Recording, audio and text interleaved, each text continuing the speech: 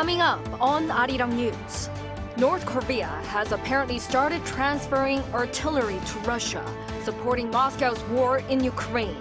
Citing a U.S. official, CBS reports that this has come from Kim Jong-un and Vladimir Putin's rare summit held last month.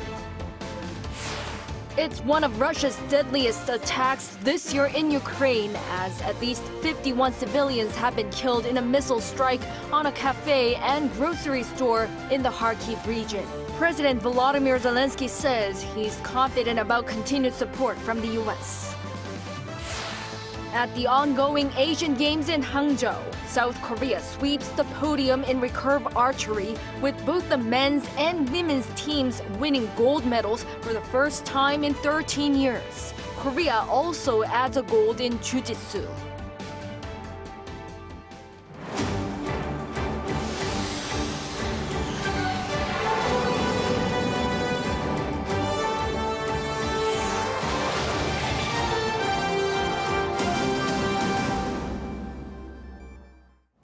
Good evening. It's 9 p.m. here in Seoul.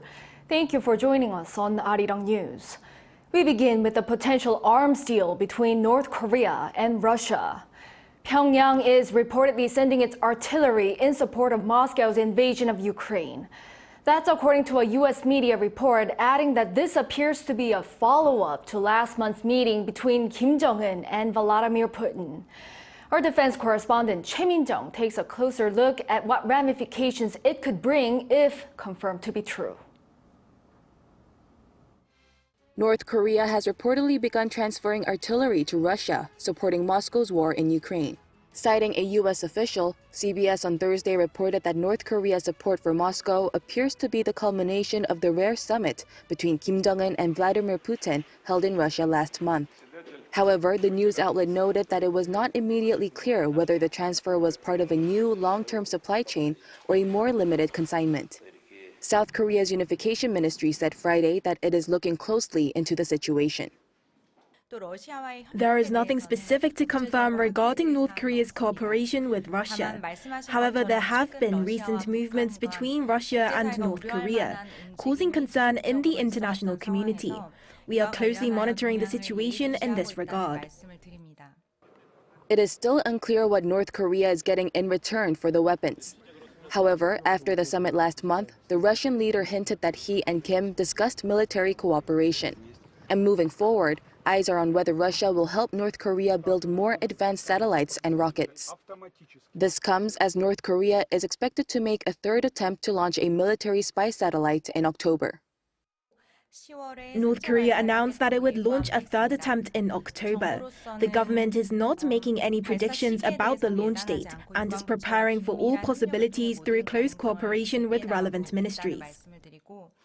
Seoul and Washington have warned Pyongyang that it would pay a price if such exchanges were to take place, noting that any arms deal between the two would be a violation of multiple UN Security Council resolutions.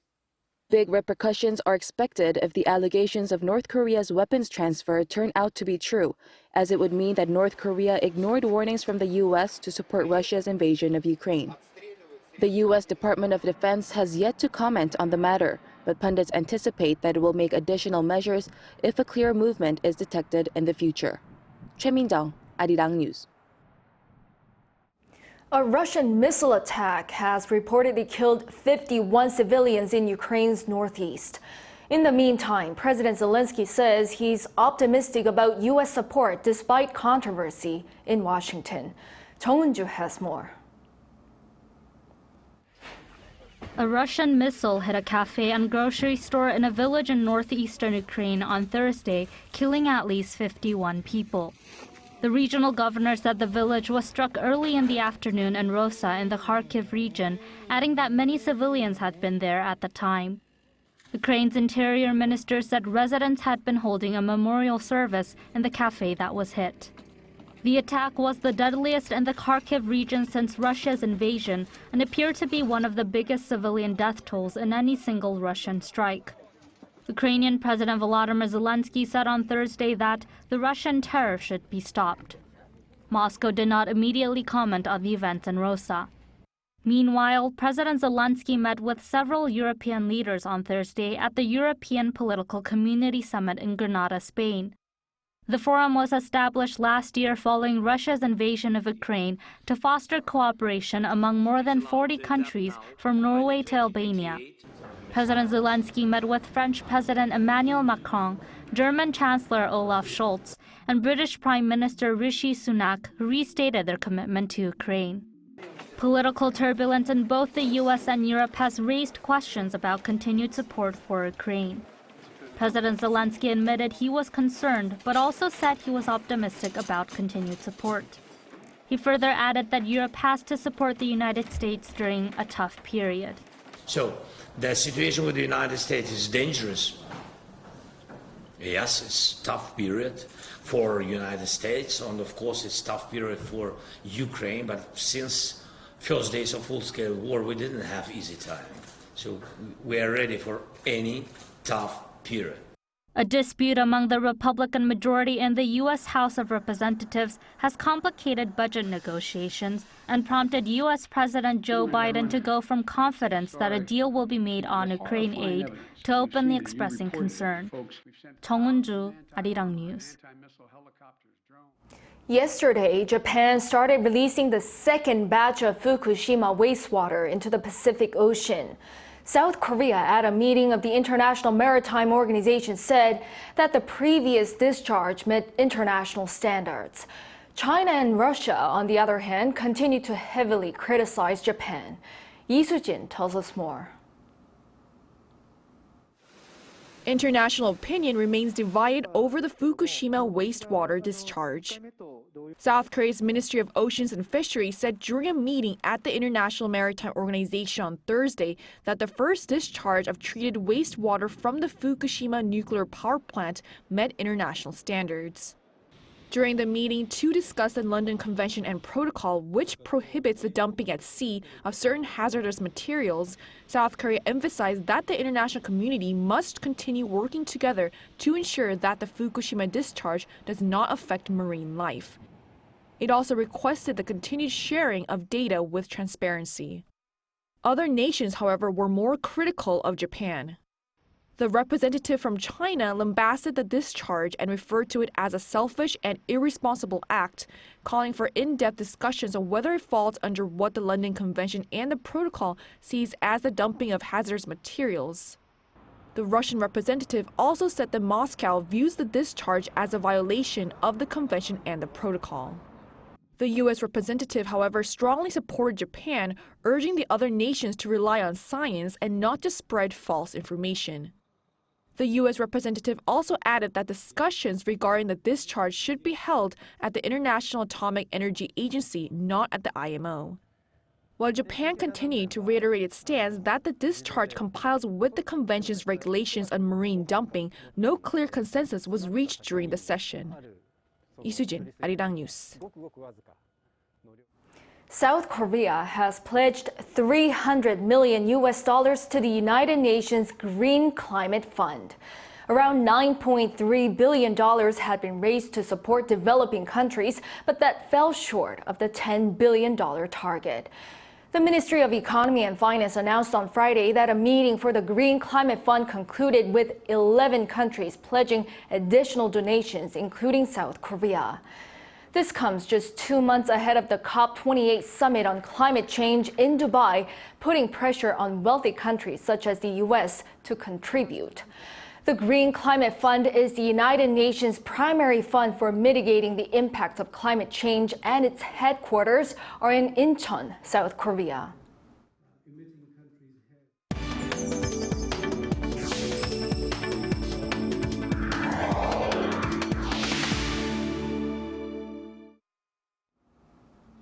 Striving to achieve net zero is a major global trend as the world is tackling climate change.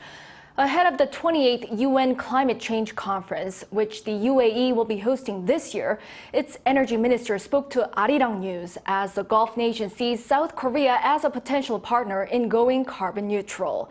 He stressed the need to boost cooperation with Seoul, mainly through nuclear energy and clean hydrogen. Our Park Gun-woo interviewed the minister.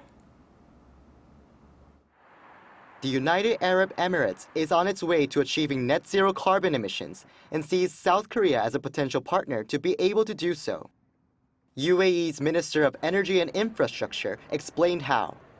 UAE have announced that it's tripling its capacity, renewable energy capacity, together with the nuclear capacity that we have built together with Korea. We believe that UAE will have a clean energy contribution of up to 30% by the year 2030 and 38% by the year 2035. And that's put us on track to achieve net zero by 2050.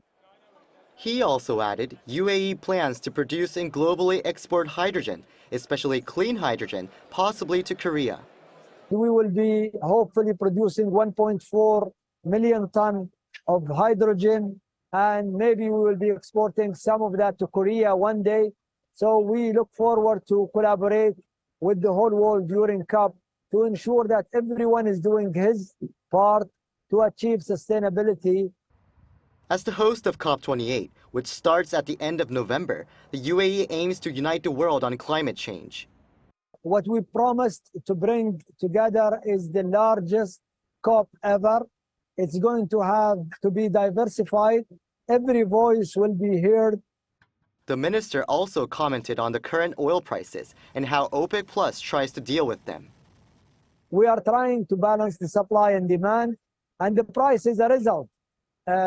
Sometimes it's not up to us to decide the price. While saying underinvestment is a bigger problem, he ended by saying UAE will expand its oil production capacity in the future. We would require an investment in the level of $500 billion every year to replace what we lose and to bring more resources to meet the growth in demand. And we are raising our production capacity to the level of 5 million barrels by the year 2027 instead of 2030, just to ensure that our customers in Korea and in the East are getting the resources they require in the medium to long term. Meanwhile, the Abu Dhabi International Petroleum Exhibition and Conference, one of the largest events specializing in the oil and gas industries, ended Thursday under the theme of decarbonizing faster together. Speakers, including ministers and the CEOs of major oil firms, gathered to discuss ways to phase out fossil fuels. Park Gon-woo, Arirang News.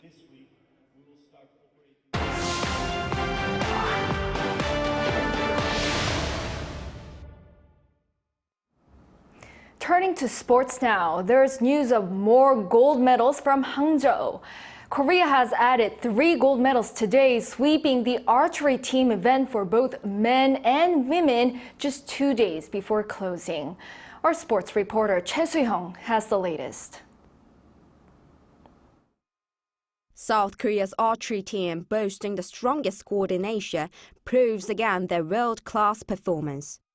Both the men's and women's teams swept the gold in recurve archery for the first time in 13 years.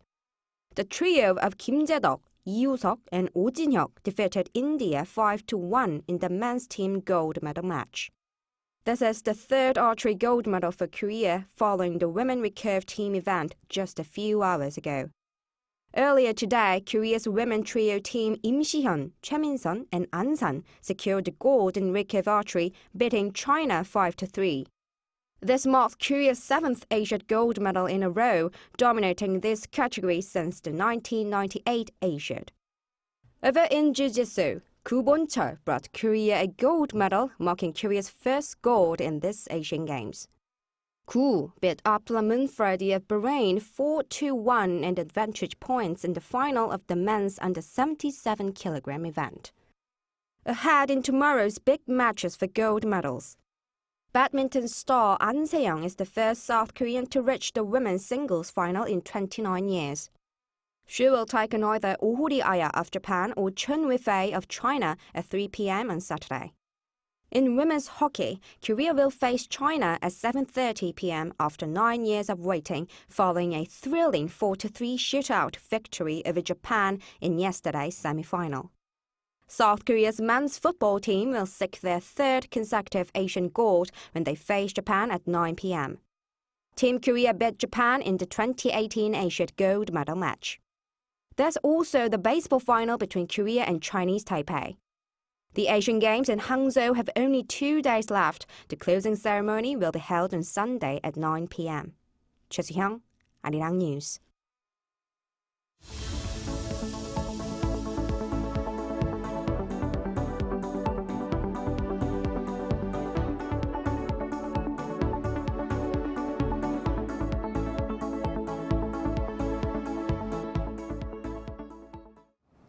The National Assembly has rejected the appointment of Supreme Court Chief Justice nominee Lee Gyun-ryong. It's the first time in more than 30 years that it voted down a top court chief's nomination led by the main opposition Democratic Party, which holds a parliamentary majority. Our political correspondent Lee Si-hoo reports. The National Assembly voted at a plenary session on Friday not to give consent for the appointment of Lee Gyun-ryong as the Supreme Court's next Chief Justice. There were 118 votes in favor, 175 against, and 2 abstentions among the 295 lawmakers present. Currently, the main opposition Democratic Party holds 168 seats out of 298 in the Assembly, while the ruling People Power Party has 111. For consent to be given, a majority of elected lawmakers must be present at the session, and of these, a majority must approve the motion. The disapproval of the motion for consent leaves the seat of the Supreme Court Chief Justice empty for the first time in 35 years. It also requires the candidate nomination process to start over, which means it would be at least a month before the seat can be filled. The DP has repeatedly called Lee unqualified, questioning the history of his personal assets creation and his conservative judgments as a judge. Putting an unqualified person at the head of the judiciary branch will bring a bigger side effect of distrust in the justice system. What the president and the ruling party should do is apologize for failing in its personnel verification and withdraw the nomination. The PPP called for active cooperation from the DP, highlighting the urgent need to fill the seat to prevent any further delays in the court's hearings. Even if the ruling and opposition parties confront each other on political issues, they should cooperate so that the constitutional system can operate normally. Right after the vote, the PPP held a rally protesting the decision. The presidential office said it deeply regretted the rejection of a qualified judge, which would lead to a long-term vacancy in the judicial branch. Meanwhile, the assembly also voted to give mothers the option of anonymous births. This right is intended to prevent them from giving birth outside of hospitals since the passing of a bill in June that required hospitals to report the birth of newborns to a government agency to prevent possible abuse of unregistered children. It also passed a bill to make public photographs of certain criminals at the time of their arrest, rather than those taken some time ago. Lee Si-hoo, Arirang News. Teachers across the nation have been calling for better treatment and protection of their human rights in the classroom, following a number of apparent suicides by school teachers in recent months. President Yoon Suk-yeol has been pushing to strengthen teacher authority in the classroom and on Friday held a discussion with educators to listen to what they had to say about the matter. Our Oh Soo-young has more. President Yoon Suk-yeol is promising stronger financial and systematic support for school teachers as part of its drive to protect their human rights and authority in the classroom. Yoon on Friday met with 20 K-12 educators from across the nation as his administration draws up follow-up measures to enforce the revised laws aimed at strengthening teachers' treatment and authority in the classroom. To boost morale and compensate their efforts for nurturing the future generation, the president pledged to raise allowances for homeroom teachers by 50% and 100% for supervisors. This comes after a series of apparent suicides by school teachers, beginning with the death of a first-grade teacher in her early 20s in July, which prompted protests from thousands of teaching staff across the country, who pointed the finger at rampant mistreatment by students and malicious complaints by parents, who could easily sue them for child abuse. Under Yoon's drive to restore appropriate authority to teachers and improve their human rights, the National Assembly last month pushed through 4 key revisions to the Elementary and Secondary Education Act. These include measures to tackle abusive complaints, provide counselling and support for teachers facing harassment, and protect their rights to teach and discipline students without interference. The Yoon administration has called on education authorities to swiftly follow through, as municipal officers look to revise their respective ordinances on students' rights that could infringe on the human rights of teachers. Teachers' unions have welcomed the developments as a first step towards normalising public education, while critics from progressive political circles have expressed concern about a possible regression in the rights of students. The president reiterated his belief that respect for teachers' rights will lead to the betterment of rights, moral standards and educational quality for students. 저는 이 교권이라는 것이 우리가 한번 이렇게 생각해 봐야 됩니다. 선생님들의 권리가 아니라 오히려 이게 학생의 권리라고 생각합니다.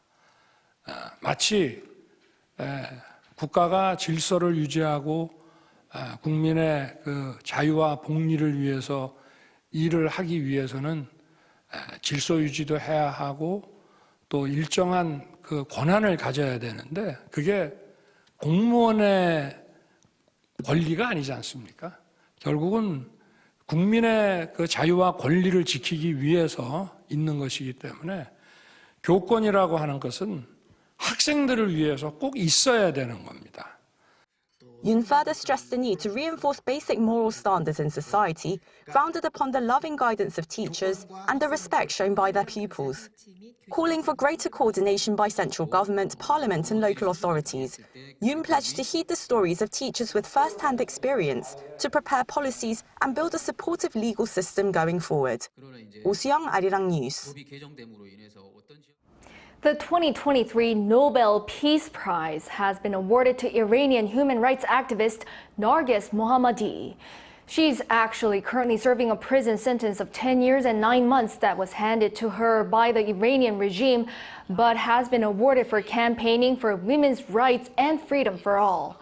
She has especially advocated for the opposition of the death penalty and solitary confinement.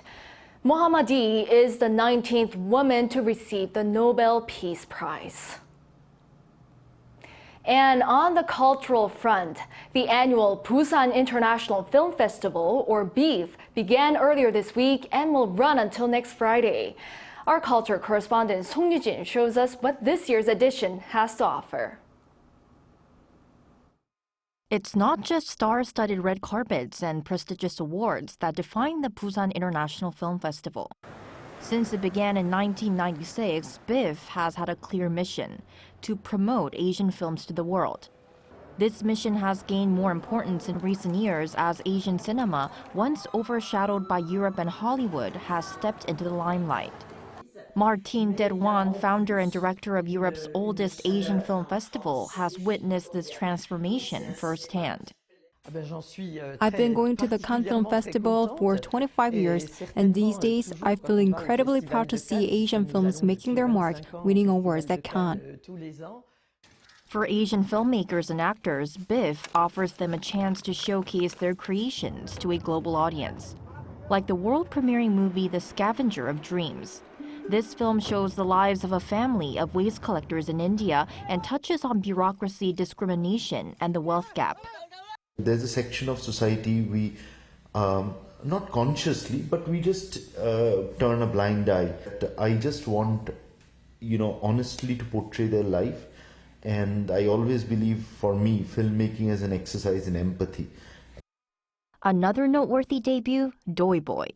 Through the main character, who's a massage therapist at a gay massage parlor, the film sheds light on pressing socio-political issues in Thailand, like ethnic minorities, undocumented immigrants, and sex workers. As each Asian country has its unique cinematic color, more platforms like BIF are needed to showcase this rich diversity. The varied original voices coming out of India, coming out of Hong Kong, coming out of Taiwan, coming out of Korea, is mind-blowing, and it is a testament to the fact that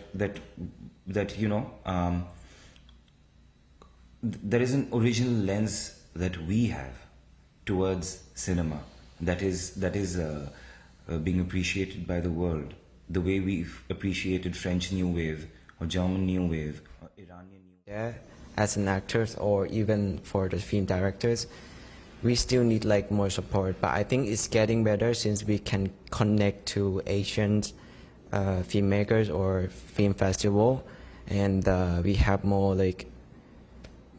platform to share our story. Just like every other year, this year's BIF serves as a gateway for these stories to reach a wider audience.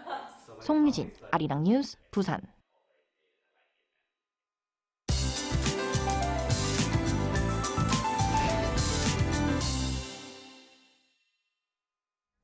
Until tomorrow, most parts of the country will see big contrast in daily temperatures. A wide gap of at least 10 degrees is expected for most regions. After tomorrow, readings will be returning to the seasonal average. A low-pressure system will produce showers for parts of eastern regions and the south. As for the overall amount of rainfall, Jeju Island will see 5 to 40 millimeters. Eastern Gangwon-do province will see 5 to 30. The south coast can expect up to 20 millimeters. And mountainous regions are forecast to see dense layers of fog for the morning hours. Such heavy fog may create dangerous driving conditions as it will reduce visibility. Please drive with extra caution. Also for the south coast and Jeju Island, gusty winds are in the forecast. Morning temperatures in Seoul will be starting off at 12 degrees Celsius.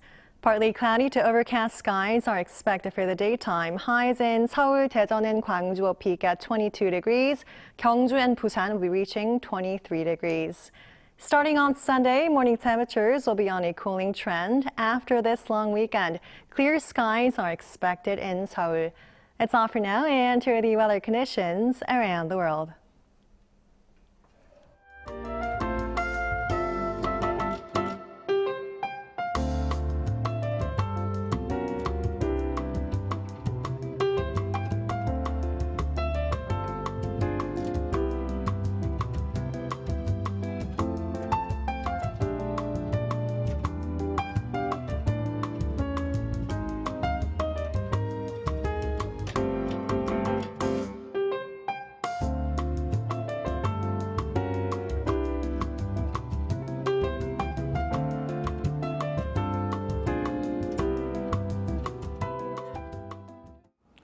Well, that is all for this Friday night newscast. Thank you for watching.